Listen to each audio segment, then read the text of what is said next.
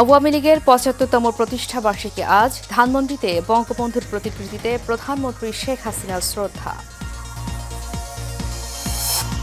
সাম্প্রদায়িক শক্তিকে মোকাবেলায় আওয়ামী লীগের বড় চ্যালেঞ্জ বললেন কাদের, রাজনীতিবিদদের দুর্নীতিবাজ প্রমাণের চেষ্টা চলছে। এবং বরগুনায় সেতু ভেঙে খালে পড়ে বরযাত্রীবাহী মাইক্রোবাস, নারী শিশুসহ ৯ জনের লাশ উদ্ধার।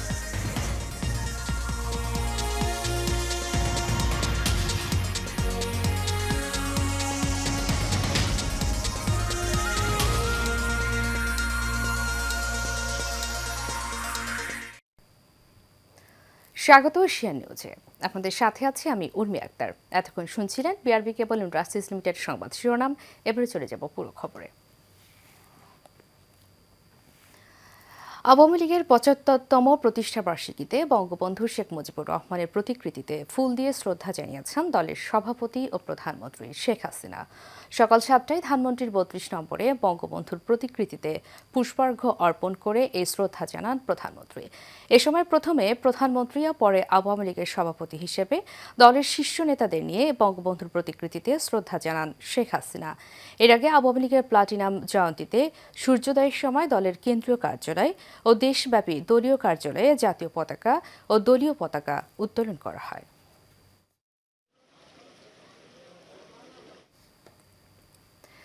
আজ ২৩শে জুন বাংলাদেশ আওয়ামী লীগের ৭৫তম প্রতিষ্ঠা বার্ষিকী।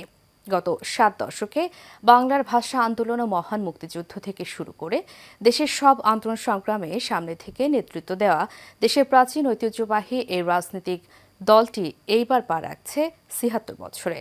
সব প্রতিবন্ধকতা কাটিয়ে আগামীতে ঐতিহ্যের ধারাবাহিকতা ধরে রাখবে বলে প্রত্যাশা কর্মী ও সমর্থকদের। আওয়ামী লীগের প্রতিষ্ঠা বার্ষিকীতে দলটির ইতিহাস ও নিজের কিছু দিক বিশ্লেষণ করেছেন নূর মোহাম্মদ ভূঁইয়া। উপমহাদেশের প্রাচীন ও ঐতিহ্যবাহী রাজনৈতিক দল বাংলাদেশ আওয়ামী লীগ। সময়টা ১৯৪৯ সালের ২৩শে জুন। শুরুটা পুরান ঢাকার ঐতিহাসিক রোজ গার্ডেন থেকে। মাওলানা আব্দুল হামিদ খান ভাসানী আর শামসুল হকের নেতৃত্বে শুরু হয় পথ চলা। ১৯৫০-এর নিখিল পাকিস্তান আওয়ামী লীগ নামক দলটির সভাপতি হন হোসেন শহীদ সোহরার্দি, আর ৫৫-তে সাধারণ সম্পাদক নির্বাচিত হন বঙ্গবন্ধু শেখ মুজিবুর রহমান। এরপর বঙ্গবন্ধুর নেতৃত্বে বাঙালির স্বাধিকার থেকে বাংলাদেশের স্বাধীনতা সংগ্রাম সহ আন্দোলনের নানান অধ্যায়ে রয়েছে দলটির গৌরব উজ্জ্বল ভূমিকা। তখন প্রাথমিকভাবে দল গঠন করা হয়। মাওলানা ভাসানীর সভাপতি, শামসুল হক সাহেব সাধারণ সম্পাদক। বঙ্গবন্ধু তখন কারাগারে ছিলেন। কারাগারে থাকা অবস্থায় তাকে একমাত্র যুগ্ম সম্পাদক হিসাবে নির্বাচিত করে ঘোষণা করা হয়। তারা তীব্র ভাষায় তখনকার সরকারের দুর্নীতি, স্বজনপ্রীতি এবং জনগণের প্রতি তাদের অবিচার অত্যাচারগুলো তুলে ধরেন ও আন্দোলনের ডাক দেন। ৭৫-এর ১৫ আগস্ট বঙ্গবন্ধুকে নৃশংসভাবে হত্যা করা হলে চাপে পড়ে দলটি। এরপর ১৯৮১-তে দেশে ফিরে আওয়ামী লীগের হাল ধরেন বঙ্গবন্ধু কন্যা শেখ হাসিনা। দীর্ঘ ২১ বছর পর ১৯৯৬-তে সরকার গঠন করে আওয়ামী লীগ। আওয়ামী লীগ হলো একটি মাঠের দল, মানুষের দল, গণমানুষের দল। কাজে এ ব্যাপারে আমি পরিষ্কার করতে চাই যে আওয়ামী লীগ তার রাজনৈতিক অবস্থান থেকে তৃণমূল পর্যায়ে দলটি বিস্তৃত। কাজে এই দলটি কর্মী নির্ভর দল এবং আমাদের নেত্রী শেখ হাসিনা প্রতিনিয়ত মনিটরিং করেন এই দলটিকে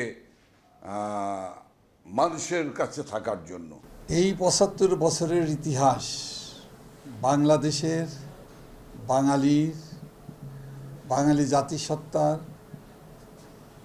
মহান মুক্তিযুদ্ধের, মুক্তি সংগ্রামের এবং দেশকে আজকে উন্নয়ন, অগ্রগতির, সমৃদ্ধির সমস্ত পর্যায়ের শত অর্জন, শত সাফল্য, শত গৌরব গাথা নিয়েই বাংলাদেশ আওয়ামী লীগ। ৭.৫ দশক ধরে আওয়ামী লীগের পথ চলা এক গৌরব উজ্জ্বল। দীর্ঘ এই পথ চলায় সংগঠনটি বাঙালি জাতির অধিকার ও গণতন্ত্র প্রতিষ্ঠার সংগ্রামে সকল বাধাকে জয় করে সংযুক্ত করেছে একের পর এক সফলতা। আমার সুখে আমার দুঃখে বৃষ্টি নামে তোমার চোখে। নূর মোহাম্মদ ভূঁইয়া, এশিয়ান টেলিভিশন, ঢাকা। আওয়ামী লীগের সাধারণ সম্পাদক, সড়ক পরিবহন ও সেতু মন্ত্রী ওবায়দুল কাদের বলেছেন, ৭৫ বছরের প্রাচীন দল আওয়ামী লীগের কাছে এখনও বড় চ্যালেঞ্জ সাম্প্রদায়িক শক্তিকে মোকাবেলা করা। শনিবার রাজধানীর সোহরাওয়ার্দী উদ্যানে আওয়ামী লীগের প্রতিষ্ঠাবার্ষিকীর অনুষ্ঠানের স্থল পরিদর্শন শেষে তিনি কথা বলেন। এ সময় তিনি অভিযোগ করেন, রাজনীতিবিদদের দুর্নীতিবাজ প্রমাণের জন্য একটি গোষ্ঠী অপতৎপরতা চালাচ্ছে। অসৎ ব্যবসায়ী ও দুর্নীতিবাজদের বিরুদ্ধে সরকারের জিরো টলারেন্স অবস্থানের কথাও সাফ জানিয়ে দেন আওয়ামী লীগের সাধারণ সম্পাদক ওবায়দুল কাদের। বিস্তারিত নূর মোহাম্মদ ভূঁইয়ার আরও একটি রিপোর্টে। আওয়ামী লীগের ৭৫তম প্রতিষ্ঠাবার্ষিকী উপলক্ষে সোহরাওয়ার্দী উদ্যানে নানান আয়োজনের সমাবেশ করবে দলটি। এতে সভাপতিত্ব করবেন দলের সভাপতি প্রধানমন্ত্রী শেখ হাসিনা। এই উপলক্ষে কেন্দ্রীয় নেতৃবৃন্দদের সাথে নিয়ে অনুষ্ঠান স্থল পরিদর্শন করতে আসেন সাধারণ সম্পাদক ওবায়দুল কাদের। পরিদর্শন শেষে কথা বলেন গণমাধ্যমের সাথে। এ সময় ৭৫তম প্রতিষ্ঠাবার্ষিকী ও প্লাটিনাম জয়ন্তীকে ঘিরে কেন্দ্র থেকে তৃণমূল পর্যন্ত উদযাপনের প্রস্তুতির কথা জানান তিনি। স্বতঃস্ফূর্ত, সুশৃঙ্খল, আনন্দঘন উপস্থিতি ঢাকার এই ঐতিহাসিক সোহরাওয়ার্দী উদ্যানে হবে, যেখানে সভাপতিত্ব করবেন আমাদের পার্টির জননন্দিত সভাপতি, আমাদের মুক্তি সংগ্রামের আপসহীন কাণ্ডারি, বঙ্গবন্ধু কন্যা প্রধানমন্ত্রী দেশরত্ন শেখ হাসিনা। সাংবাদিকদের এক প্রশ্নের জবাবে তিনি বলেন, ৭৫ বছরের প্রাচীন দল আওয়ামী লীগের কাছে এখনও বড় চ্যালেঞ্জ সাম্প্রদায়িক শক্তি। আমাদের যে অসমাপ্ত কাজ, আমাদের বিজয়কে আমরা এখনো সুসংহত করতে পারিনি।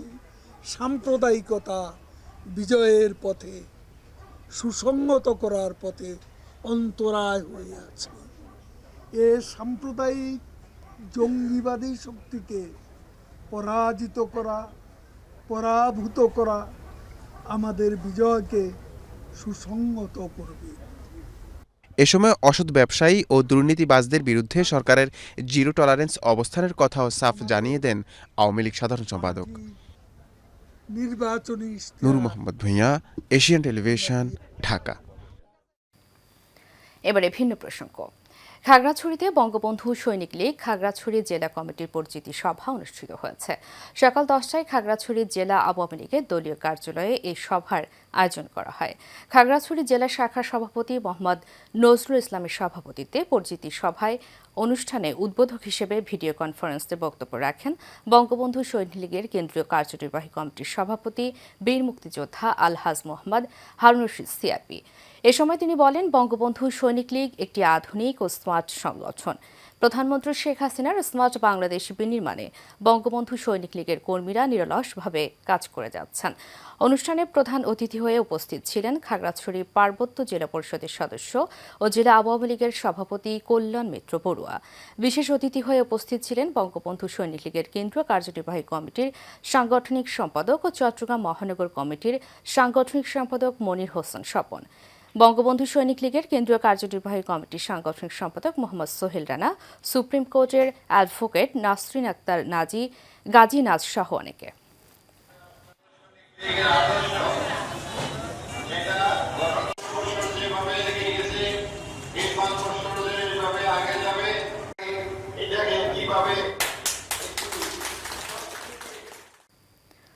ভারী বৃষ্টিপাত আর উজানের ঢলে তিস্তা নদীর পানি বৃদ্ধি পেয়ে নিম্নাঞ্চল প্লাবিত হয়েছে। পানির চাপ সামলাতে খুলে দেওয়া হয়েছে জালিয়া ব্যারেজের 44টি গেট। পাবো জানায়, উজানে পানি কমলেও ভাটিতে পানির প্রবাহ বেড়েছে।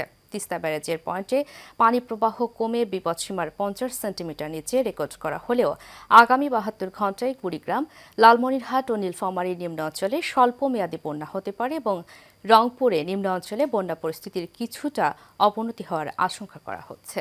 ঘরবাড়ি ও ফসলি জমিতে পানি ঢুকে পড়ায় দুর্ভোগে স্থানীয়রা। এদিকে তিস্তার নদী তীরবর্তী ও চরাঞ্চলে নদী ভাঙন আতঙ্কে বানভাসীরা। অন্যদিকে কিছুটা উন্নতি হয়েছে সিলেটের বন্যা পরিস্থিতির, তবে দুর্ভোগ কমেনি বানভাসীদের। আমার চলাফেরাও খুব সমস্যা। এবারে বাড়ি থেকে চলে পানি, বাড়ি থেকে পানি, ঘরের ভিতরে এত পানি। ওয়াবদার বাঘ ছাড়া থাকার মতন কোনো বুদ্ধি নেই। এখন তো কোনো তিরফেল লাগবে, টিন লাগবে, বাঁশখড়ি লাগবে, এগুলো পাবো কোথায়? নারায়ণগঞ্জের রূপগঞ্জে কাঞ্চন পৌরসভা নির্বাচনে বহিরাগত সন্ত্রাসীদের নিয়ে ভোটারদের মাঝে শঙ্কা বিরাজ করছে বলে অভিযোগ করেছেন জগ প্রতীকের মেয়র প্রার্থী রফিকুল ইসলাম রফিক।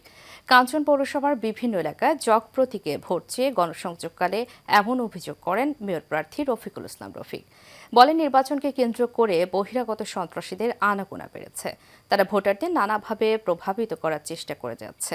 নির্বাচন সুষ্ঠু করতে বহিরাগত সন্ত্রাসীদের প্রতিহত করতে প্রশাসনের সাঁড়াশি অভিযান চলমান রাখার দাবি জানান তিনি।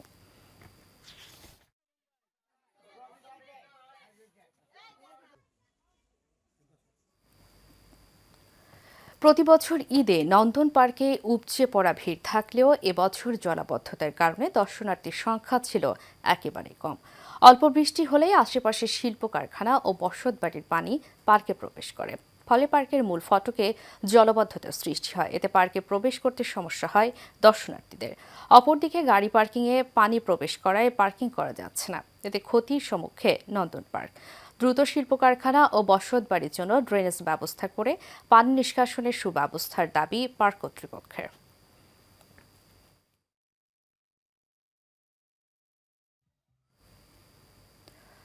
বাংলাদেশ আওয়ামী লীগের ৭৫তম প্রতিষ্ঠা বার্ষিকী উপলক্ষে নোয়াখালীতে সাংস্কৃতিক সন্ধ্যা ও কনসার্টের আয়োজন করা হয়েছে। বেগমগঞ্জ পাইলট উচ্চ বিদ্যালয়ের মাঠে কনসার্ট উদ্বোধন করেন যুক্তরাষ্ট্র আওয়ামী লীগের সাংগঠনিক সম্পাদক নুরুল আমিন বাবু। অনুষ্ঠানে প্রধান অতিথি হিসেবে উপস্থিত ছিলেন নোয়াখালী ৩ আসনের সংসদ সদস্য মামুনুর রশিদ কিরণ। এছাড়াও উপজেলা আওয়ামী লীগের সভাপতি জেসমিন আক্তার, কেন্দ্রীয় যুবলীগের সদস্য জিহান আল রশিদ সহ আরও অনেকে উপস্থিত ছিলেন।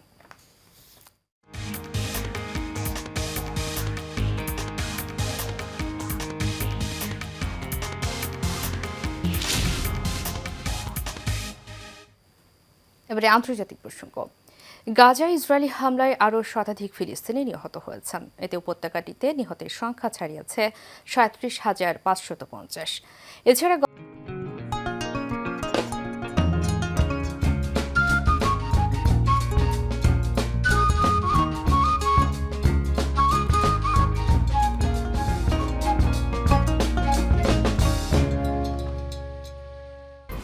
HM Expert B500 CWR স্বাধীনতার সুবর্ণ জয়ন্তীতে নতুন বাংলাদেশ গড়ার প্রত্যয়। HM Steel B500 CWR।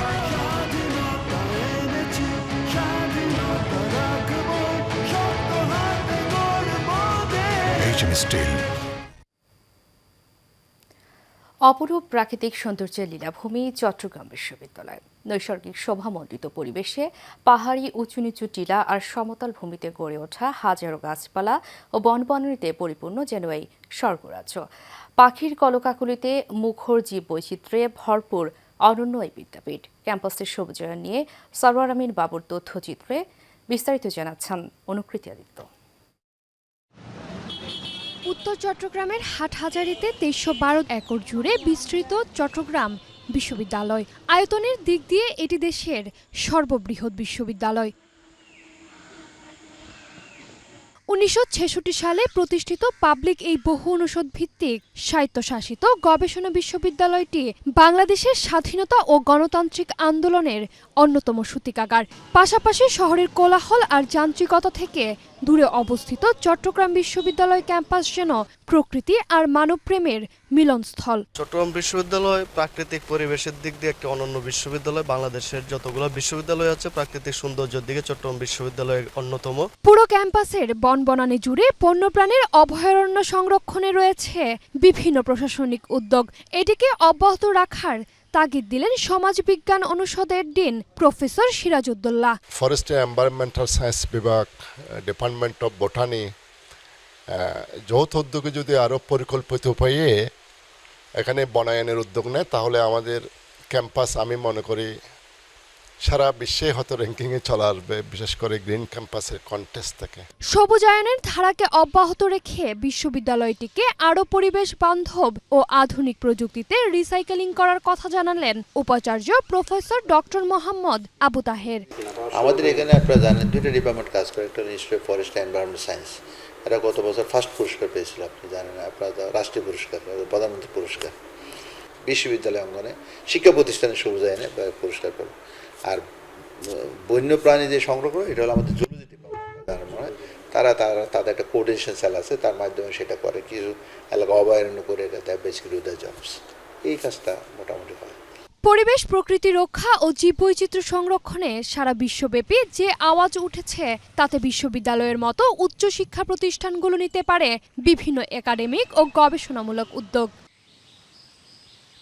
অনুকৃতি Aditya, Asian television. এবারে ভিন্ন প্রসঙ্গ। নীলফামারীর ডোমার পরিবেশ বান্ধব মালচিং পেপার ব্যবহার করে বেবি তরমুজ চাষে ভাগ্য ফিরেছে সামিউন বেগমের। কম খরচে লাভ বেশি হয় আগ্রহী হচ্ছেন এলাকার আরও অনেকে। নীলফামারী থেকে মোহাম্মদ মাইনুল হকের পাঠানো রিপোর্টে বিস্তারিত জানাচ্ছেন আরফ ইসলাম হিমু। নীলফামারী জেলায় মালচিং পদ্ধতিতে চাষ করা হচ্ছে 12 মাসি তরমুজ। পরিবেশ বান্ধব এই পদ্ধতি ব্যবহার করে বিভিন্ন রঙের তরমুজ চাষে স্বাবলম্বী হওয়ার আশাবাদ আলী ও সামিউন বেগম দম্পতির। বছরে 3 বার বিভিন্ন রঙের তরমুজ চাষ করে 4 গুণ লাভের মুখ দেখছেন তারা। পুষ্টিগুণ সমৃদ্ধ ও রসালো হওয়ায় এই তরমুজের চাহিদাও বেশি, ফলে দিন দিন বেড়েই চলেছে মালচিং পদ্ধতিতে তরমুজ চাষ। 1/2 বিঘা জমিতে বেবি তরমুজ চাষ করেছি। এগুলো চাষ করে আমরা অনেক লাভবান হয়েছি। আমার উপজেলায় এই প্রথম বেবি তরমুজ আবাদ হয়েছে। আগামীতে আমিও আবাদ করার চেষ্টা করব। গ্রামবাসী তরমুজ আবাদ করছে, ফলন ভালো হয়েছে, এবার আমরাও আবাদ করব। উপজেলা কৃষি অফিসের পাশাপাশি বেশ কিছু এনজিও এই চাষাবাদে কাজ করে আসছে। বিশেষ করে শার্প কৃষকদের মাঝে উচ্চ ফলনশীল বীজ দিচ্ছেন তারা। কৃষি অফিসের পক্ষ থেকে কৃষকদের বিভিন্ন ধরনের সহায়তা প্রদান করে থাকি। তো উপজেলা কৃষি দপ্তরের পাশাপাশি এখানে কিছু এনজিও প্রতিষ্ঠান, বিশেষ করে শার্প এবং আরও কিছু এনজিও, ওনারাও কিন্তু কৃষিক্ষেত্রে ভালো ভূমিকা রাখছে। আমরা একজন চাষিকে বেবি তরমুজ প্রদর্শনী দিয়েছি, ফলন বেশ ভালো হয়েছে, আশা করছি উনি লাভবান হবেন। এই পদ্ধতিতে শীতকালের 3 মাস বাদে বাকি 9 মাস তরমুজ উৎপাদন সম্ভব। কম খরচে লাভ বেশি হয় অন্য ফসলের পাশাপাশি তরমুজ চাষে ঝুঁকছেন এই অঞ্চলের কৃষকেরা। আরফ ইসলাম হিমু, এশিয়ান টেলিভিশন। শেষ করব এশিয়া নিউজ। তারিখে বিআরবি কেবল ইন্ডাস্ট্রিজ লিমিটেড সংবাদ শিরোনামগুলো জানাবো আরও একবার।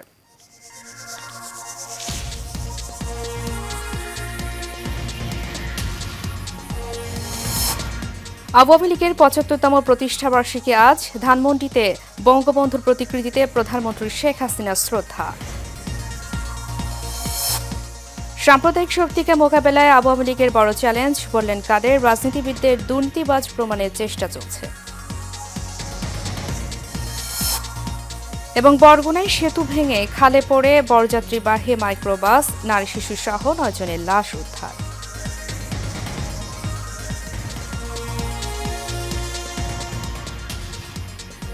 এশিয়া নিউজ এ পর্যন্তই। পরবর্তী সংবাদ দেখার আমন্ত্রণ জানিয়ে শেষ করছি। ধন্যবাদ সবাইকে, সবাই সাথে থাকার।